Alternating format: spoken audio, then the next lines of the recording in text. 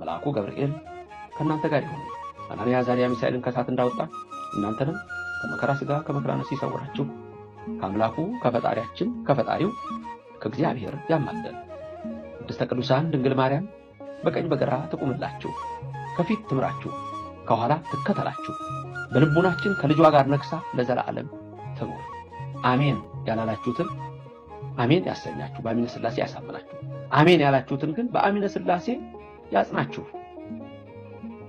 የአብ ወልድ መንፈስ ቅዱስ በረከትም ይደርባችሁ እስከ መጨረሻ ይቶታ ድረስ እንደወጡት እንደተለዩት አጋንንት እንዳንጠፋ እንዳንለይ በእምነታችን አጽንቶ ከመላእክት ጋር እንድንዘምርለት የፈቀደ እግዚአብሔር ከኛ ጋር ይሁን።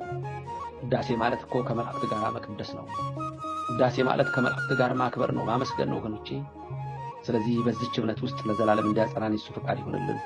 ስትገቡም ስትወጡም ረድኤቱ አይለያችሁ። የሞቱ ዘመዶቻችን ያጽድቅልን፣ የታመሙትን ይፈውስልን። በደዌ ዳኛ በአልጋ ቁራኛ የተያዙትን ሁሉ እግዚአብሔር ይፈውስልን። ሀገራችንን በዓይነ ምሕረቱ ይመልከትልን፣ በቃ ይበለን። ምሕረቱና ቸርነቱን ለሁላችን ይላክልን። አነሳስቶን አስጀመረን፣ አስጀምሮ አስፈጸመን። ኃያሉ አምላክ ክብር ምስጋና ይግባው። ናቡከደነፆር ባለሟሎቹን ጠራ። 3 ሰዎች አልነበረም እንዴ ጣልነው አላቸው።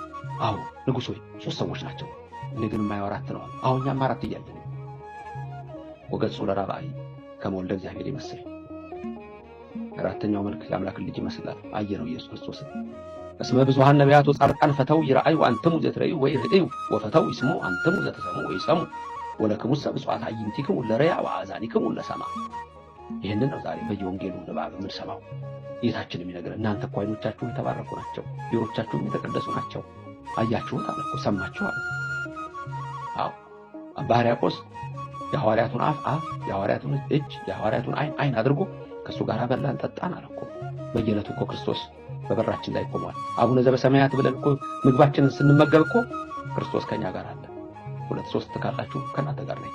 አንድ ብትሆንም የሚተው እንዳይመስለን። ለአንዱ ዓይነ ስውር ቆሞ እንደፈወሰው ይቆምልሃል፣ ይቆምልሻል። እግዚአብሔር ይሄ ነው። ለ3ቱ ሰዎች ከሰማይ ገብርኤልን እንደላከላቸው ለእናንተ ቤተሰብ አይላክም? ለአንቺ ቤተሰብ አይላክም? እመኑት፣ ይችላል።